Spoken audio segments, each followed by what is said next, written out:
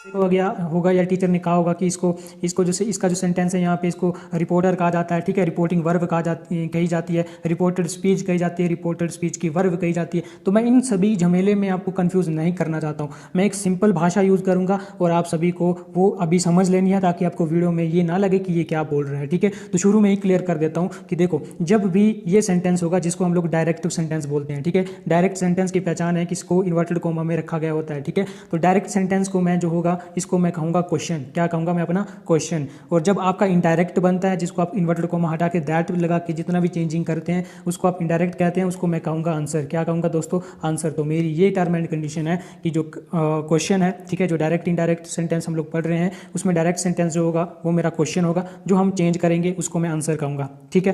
पहला रूल मेरा। दूसरा रूल, इसको मैं कहूँगा क्वेश्चन का पहला सेंटेंस, ठीक है, और इसको मैं कहूँगा क्वेश्चन का दूसरा सेंटेंस। तो जब भी मैं बोलूँ कि क्वेश्चन का पहले सेंटेंस का सब्जेक्ट तो ये, ठीक है, क्वेश्चन के दूसरे सेंटेंस का सब्जेक्ट तो ये, ठीक है, क्योंकि नरेशन में आपको पता है दो सेंटेंस इंक्लूड रहते हैं, ठीक है, और दो सेंटेंस जब भी आ जाते हैं तो उनके लिए सब्जेक्ट भी दो चाहिए, हेल्पिंग वर्ब भी अलग अलग चाहिए और सब कुछ अलग अलग चाहिए, ठीक है। तो आपको ये क्लियर होना चाहिए कि मैं क्या कह रहा हूँ, ठीक है। तो चलो इस वीडियो को अब अच्छी तरह से शुरू करते हैं, ठीक है।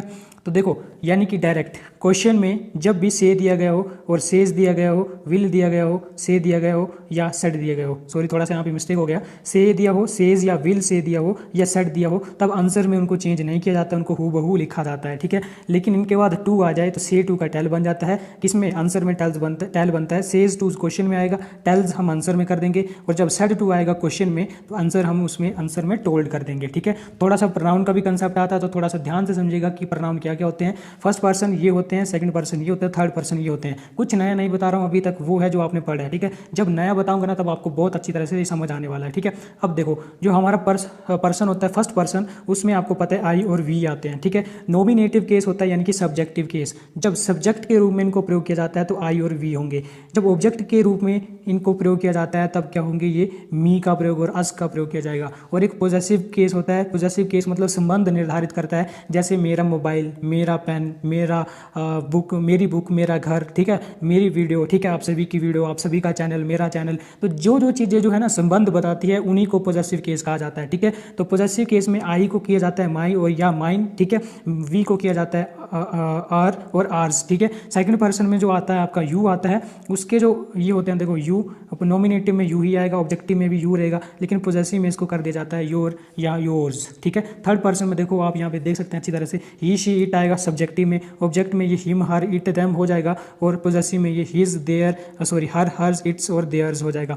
तो ना ये चीज़ें आपको पता है, मैंने कुछ नया नहीं बताया है, ये आपको पहले से ही आता है, ठीक है। तो सिर्फ एक मैं आपको रिवीजन यहाँ पे दे रहा हूँ। उसके बाद एक मैं सन रूल बताऊंगा, शायद ये आपके लिए नया हो सकता है, लेकिन अगर आप लूसेंट की बुक फॉलो करते हैं तो उसको उसमें आपको बहुत आसानी से मिल जाएगा, ठीक है। तो जब भी मैं सन रूल की बात करूंगा तो मैं क्या करूंगा? देखो, जब भी मैं सन लिखूंगा तो SON लिखूंगा इस प्रकार से, और इसके ऊपर लिखूंगा 1 2 3, ठीक है।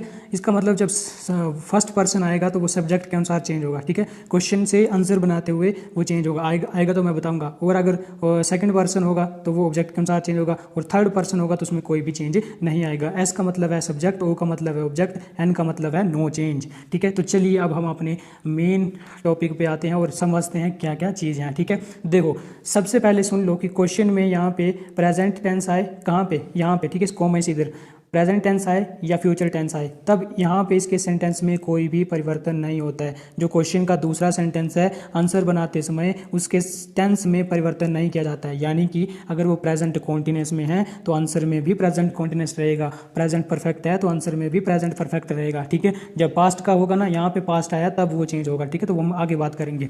देखो ध्यान से क्या कह रहा है क्वेश्चन फर्स्ट, कि he says comma inverted comma I am going to Jaipur. तो देखो, ही सेज आंसर बनाते समय मैंने आपको क्या कहा था? सेज का सेज ही रहेगा जब तक उसके आगे टू नहीं आता है, तो ठीक है, सेज का सेज रहा। कोमा इन्वर्टेड कोमा जब हटता है तो यहाँ पे लगता है दैट। जितने भी आपको यहाँ पे प्रोनाउन दिखेंगे क्वेश्चन में दूसरे सेंटेंस में, तब आपने वहाँ पे लिख देना है चुपचाप से SON। क्या लिख देना है? सन। जितने भी प्रोनाउन आएंगे, प्रोनाउन आपको पता है ना क्या होते हैं? I, you, we, they, him, there, जितने भी होते हैं पॉजेसिव, ऑब्जेक्टिव या सब्जेक्टिव, जितने भी टाइप के प्रोनाउन है ये आ जाते हैं, तो इसके ऊपर आपने लिख देना है SON, यानी कि सन। अब मैंने आपको बोला था कि S के ऊपर 1, O के ऊपर 2, N के ऊपर 3, ठीक है। अब आपको यहाँ पे पता होना चाहिए आई कौन सा पर्सन है, पीछे बताया ना। नहीं अगर क्लियर हुआ तो पीछे वीडियो थोड़ा सा लिख के जाओ, स्वाइप करो, उसको बैक करो और देखो आई जो है वो फर्स्ट पर्सन है, ठीक है, आई जो है वो फर्स्ट पर्सन है, इसीलिए चेंज होगा एस फोर सब्जेक्ट के अनुसार। तो पहला क्वेश्चन का सेंटेंस कौन सा है, ये है, और इसमें सब्जेक्ट क्या है, ही, तो ये चेंज होगा। तो देखो आई जो होगा वो ही में परिवर्तन हो गया उसका, ठीक है। और मैंने ये कहा था कि ये पहला वाला जो सेंटेंस है अगर ये प्रेजेंट में है तो आगे के सेंटेंस में कोई भी चेंज नहीं होता है, यानी कि इसके टेंस में चेंज नहीं होगा। ये प्रेजेंट कॉन्टिन्यूस में है तो प्रेजेंट कॉन्टिन्यूस में ही रहा, ठीक है। लेकिन सब्जेक्ट चेंज होते हैं जो कि प्रोनाउन को चेंज करने के बाद बनते हैं। तो आई का बन गया ही, तो ही के साथ क्या लगता है, इज। अब आई तो लगा था, सॉरी एम तो लगा था ऊपर वाले सेंटेंस में, आई के साथ एम जो लगा था, लेकिन नीचे ही जो लगा तो अब वो ही के साथ ही लगेगा ना, क्योंकि आपको पता है ही के साथ क्या लगता है, इज लगता है। बाकी वैसा का वैसा ही रहा और लास्ट में फुल स्टॉप। होप दोस्तों पहला सेंटेंस क्लियर हुआ होगा। दूसरे सेंटेंस को देखते हैं क्या है दूसरा सेंटेंस। देखो she says to me you are writing a letter to him. देखो शी सेज टू मी, तो शी को नीचे शी लिख दो, सेज टू को अब आया ना वो, देखो सेज टू को बोलते हैं टेल्स, आपको मैंने क्लियर किया था। आगे मी है तो मी को मी ही लिख दो, कोमा हटा के इन्वर्टेड कोमा हटा के दैट। अब यू के ऊपर लिख दो वाला सन, एस ओ एन सन, 1 2 3, ठीक है। यू कौन सा पर्सन है, सेकंड पर्सन है, पीछे कर लो देख लो। सेकंड पर्सन जब है तो ये ऑब्जेक्ट के, ओ फॉर ऑब्जेक्ट, किसका ऑब्जेक्ट, ये पहले सेंटेंस का ऑब्जेक्ट। पहले सेंटेंस का ऑब्जेक्ट कौन है, ये मी है, क्या है, मी है। तो मी के अनुसार ये चेंज होगा, यू को चेंज करेंगे, क्योंकि मैंने आपको बताया जितने भी प्रोनाउन होंगे उनके ऊपर सन रूल लगा के हम उनको चेंज कर देंगे। तो यू को चेंज करना है मी के अकॉर्डिंग। अब देखो मेरी बात ध्यान से सुनना, हम लोग पढ़ रहे हैं नरेशन, पहले ही क्लियर किया था आपको कि दो सेंटेंस आते हैं इसमें, एक तो ये और एक ये। अब ये दैट जो होता है ये कंजंक्शन का, यानी कि दो सेंटेंस को जोड़ने का काम करता है। अब दैट के इस साइड एक सेंटेंस है, दैट के इस साइड एक सेंटेंस है। अब जब दैट के साइड एक सेंटेंस है तो हमें यहाँ पे पहले सब्जेक्ट चाहिए ना, डायरेक्ट हमें ऑब्जेक्ट से तो सेंटेंस की पहचान मतलब शुरुआत करते नहीं है।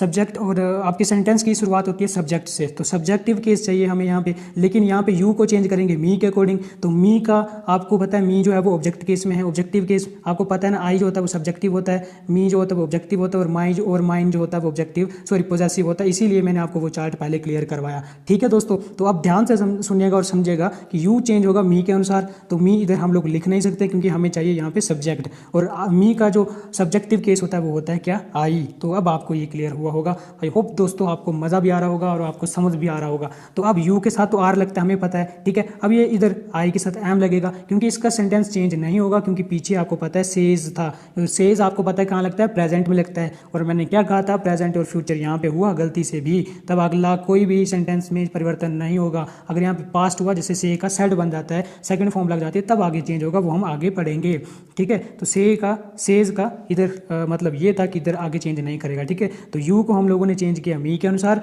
मी था ऑब्जेक्टिव केस, सब्जेक्टिव केस चाहिए आई, आई के साथ लगता है एम, बाकी हूबहू सेंटेंस और लास्ट में फुल स्टॉप। कोई दिक्कत आपको नहीं हुई होगी। तीसरा सेंटेंस देखिएगा ध्यान से, हरी सेज टू शालू, ठीक है। तो सेज टू का बनेगा नीचे टेल्स, ठीक है। सेज टू है, इसका मतलब प्रेजेंट में है यहाँ पे, तो अगले के सेंटेंस में कोई परिवर्तन नहीं होगा। अगला देखो कहाँ पे है, किस में है, ये प्रेजेंट कॉन्टिन्यूस में लग रहा है, तो यहाँ पे भी प्रेजेंट कॉन्टिन्यूस में ही रहना चाहिए। प्रेजेंट कॉन्टिन्यूस में रहने का मतलब उसकी हेल्पिंग वर्ब उसी में रहनी चाहिए, वॉज या वर हैड बीन या ऐसा कुछ नहीं आना चाहिए, ठीक है। तो देखो हरी का हरी रहा, सेज टू का टेल्स बन गया, शालू आई थी तो शालू आ गई, ठीक है। कॉमा इन्वर्टेड कॉमा आ गया तो दैट लग गया, ठीक है। अब आई आए ना, प्रोनाउन है ना, प्रोनाउन है ना, इसीलिए लगा दो सन रूल लगा दो, SON सन।